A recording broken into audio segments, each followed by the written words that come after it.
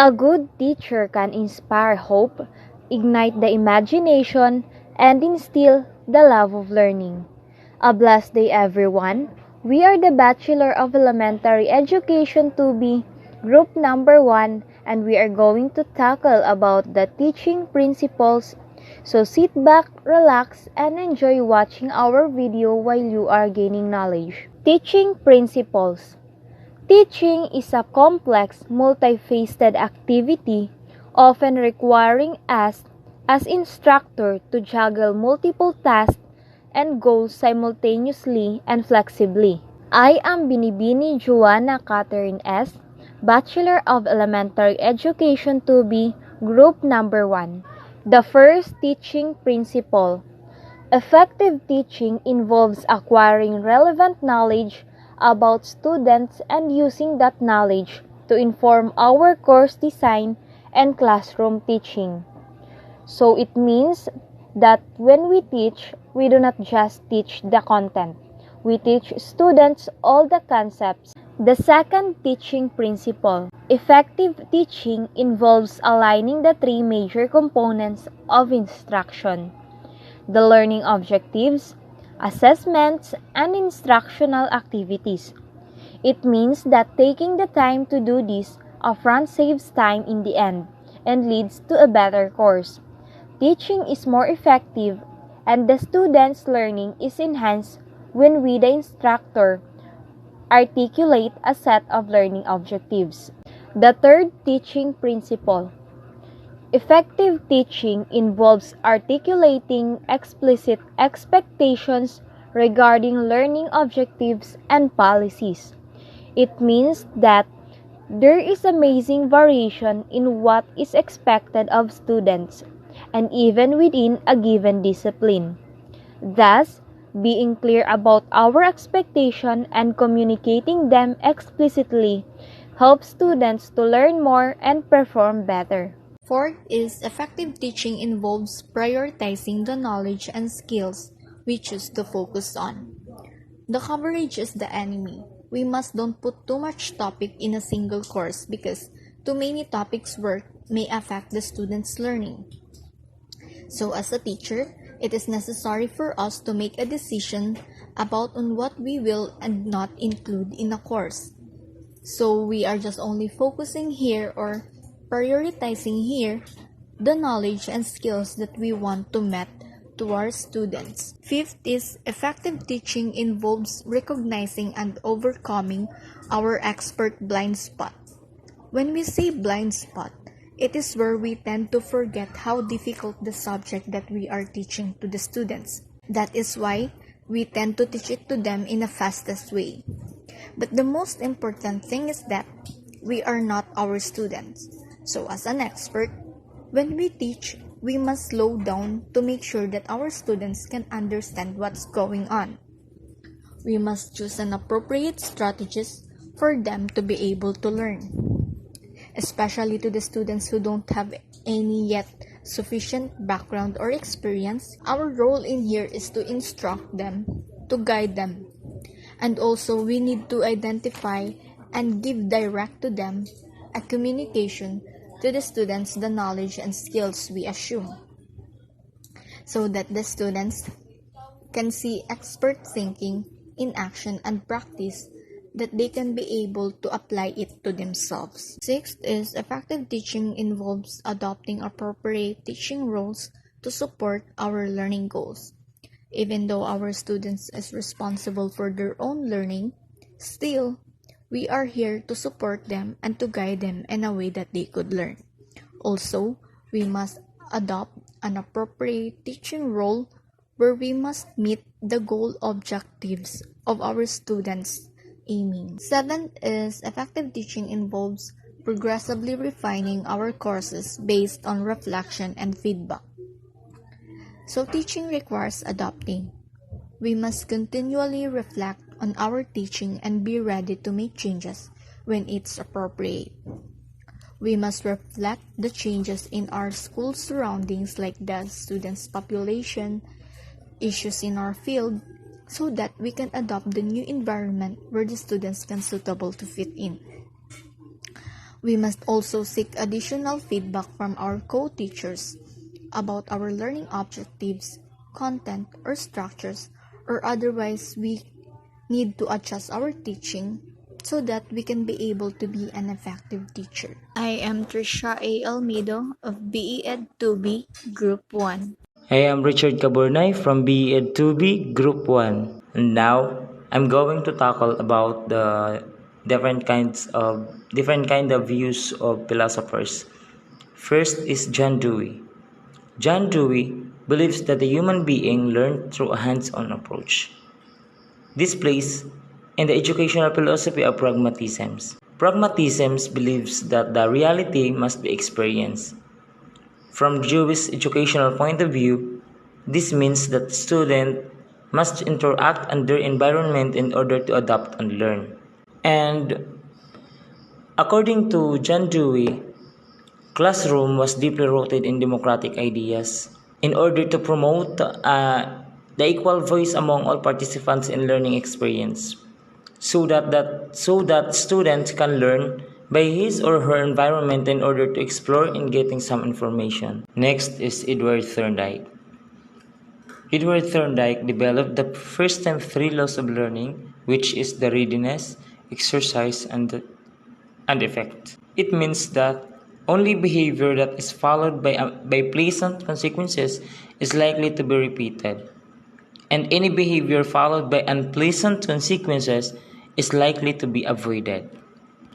The first law of learning by Edward Thorndike is the law of readiness.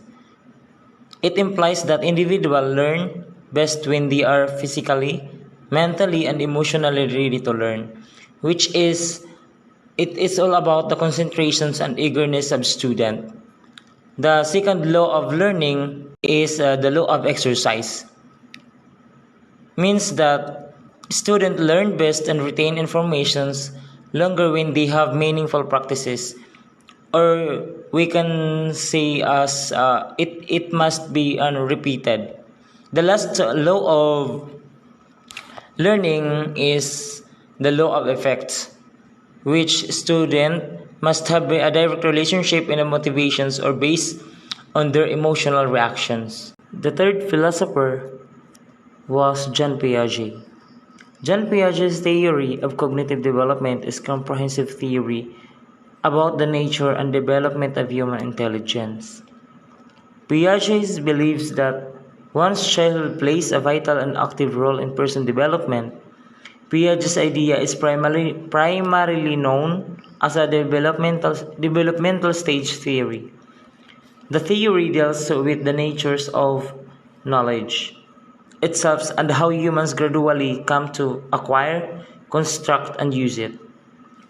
To Piaget, cognitive development was a progressive reorganization of mental processes resulting from biological maturations and environmental experiences. He believed that children construct an understanding of the world around them, experience discrepancies between what they already and what they discovered in their environment. Moreover, Piaget claimed that development at the center of human organisms and language is contingent of knowledge and understanding acquired through cognitive development.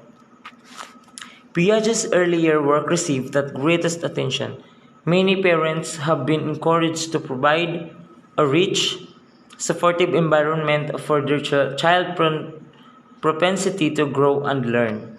Child-centered classroom or open educations are direct applications of Piaget's view. Despite its huge success, Piaget's theory, some limitations, and Piaget recognized himself. For example, the theory supports sharp stage rather than continuous development. So, in Jean Piaget's theory, says that the children's intelligence differ from an adult in equality rather than in quantity. It means that children reason, think differently from adults, and see the world in different ways. The fourth one was Jerome Bruner. Jerome Bruner, a cognitive psychologist, created a theory of development based upon the idea that the good of education should be intellectual development. Brunner believed that development does not consist of discrete stage, but is a continuous process. He also believes that the language is a cause and not a consequences of learning. So in Jerome Brunner's theory, he says that the learning should begin with the direct manipulations of object. For example, in math education, Brunner promoted the use of algebra tiles, coins, and other items that could be manipulated. Okay, the last but not the least was Jean-Jacques Rousseau. Rousseau's theory of education emphasized the importance of expression to produce a well-balanced, free-thinking child. He believed that if children are allowed to develop naturally without constraints imposed to them and by society, they will be developed towards their fullest potential, both educationally and morally. So, in Jean-Jacques Rousseau theory, it is all about freedom, which all the general citizens should obey the law by the member of political community. I am Lovelyfaye Aldayata from BE EdDuby Group 1. Effective classroom management establishes and sustains an orderly environment in the classroom, increases meaningful academic learning, and facilitates social and emotional growth, decreases negative behaviors, and increases time spent academically engaged. Effective classroom management establishes and sustains an orderly environment in the classroom, increases meaningful academic learning, and facilitates social and emotional growth, decreases negative behaviors, and increases time spent academically engaged. Advantages and disadvantages of classroom management. Advantage: 7 level of classroom discipline having a positive and proactive will help to frame behavior issues, building positive relationship with students, and using technology as a means of engagement. So, by discipline, we use technology as the main tool. We know nowadays that technology plays a vital role in every aspects of our life, especially in our education. Disadvantage: not holding individuals accountable for their actions. Advantage: builds up mutual respects that students will live up to good expectations, develop intensive handbook that will categorize levels of misbehavior, and the fact that the first line of discipline begins in the classroom, not the principal office. So as future educator or as an educator, we must learn how to discipline our students well, because as stated, the discipline begins in the classroom and not in the principal's office. Disadvantage: failure not to create a classroom climate of control. A classroom wherein don't have a rules will surely have a negative impact for the students. Advantage: there is a clear plan for individual responsibility in taking ownership for guiding and managing the classroom environment, take on one major classroom challenge, solve a clear and engage the students to successful in their learning. So as an educator, we must learn how to guide our students to the proper path. Disadvantage: not varying off the focus of the written philosophy as your guidance tool and letting the students control the environment. Advantage: setting clear and precise rules for the classroom, gaining supportive feedback, and having a corrective action plan as a way of monitoring the goals. disadvantage, not rewards, should instill in the students the abilities to do the right thing at the right time, instead of receiving a tangible object as a way of stating you will get a gift if you do the right thing. Advantage: classroom structure has well-designed rooms, rules, routines, and relationship. Also, there are clear limit setting of students. So this is an example of a well-environment classroom, wherein it will surely give an idea of how will the students learn by their own. Disadvantage: no backup plan for techniques that appears to not work according to planned goals.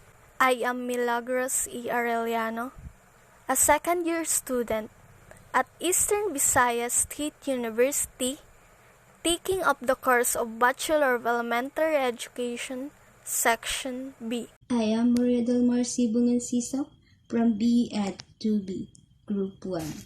1. Build trusting relationships with your students. This hands down the most effective classroom management technique. When students trust their teacher, they make more of an effort to follow the rules. When teachers make an effort to get to know each student on a more personal basis, they get more out of their teaching experience as well. 2. Make positive phone calls to students' families. Another important classroom management technique is the positive phone call home. Many teachers fall into the trap on only calling home when there is an issue to report.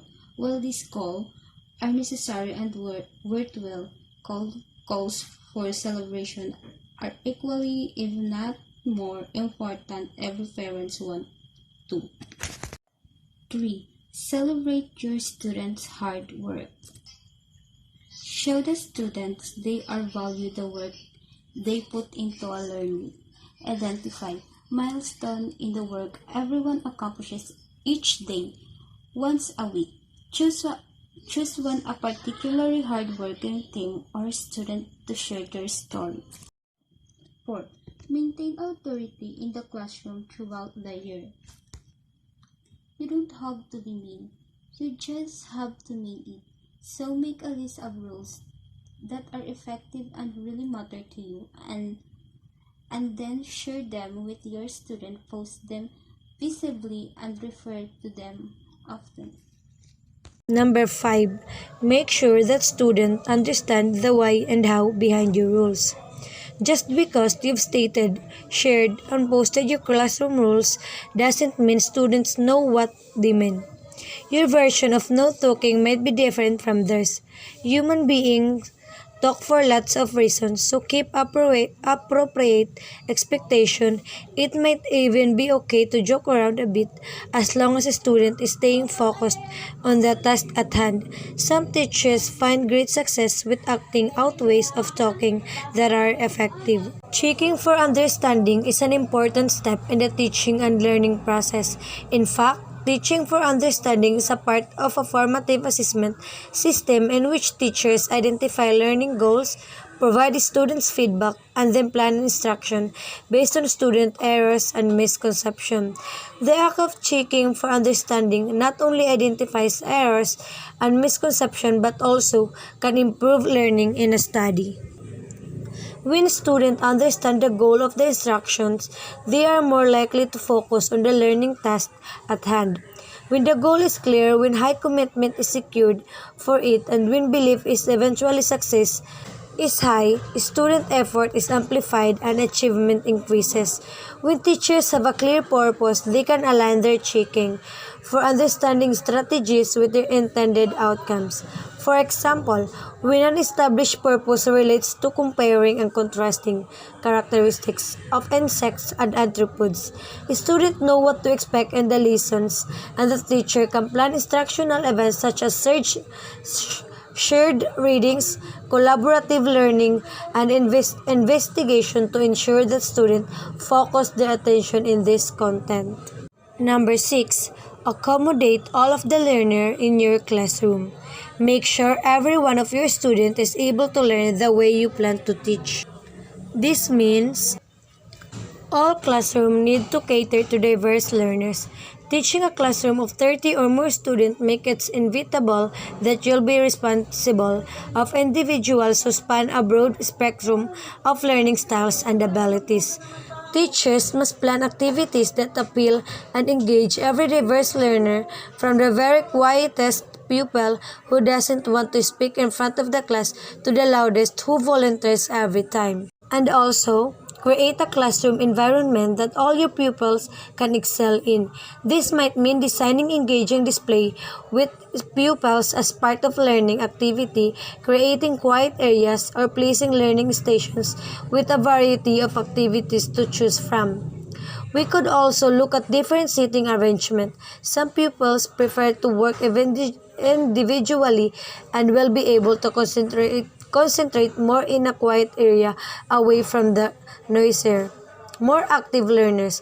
You could provide different areas for some activities, or even different seating bean bags are a great idea for reading. Corners and stand-up desks can be great for fidgety pupils if the option is available to you.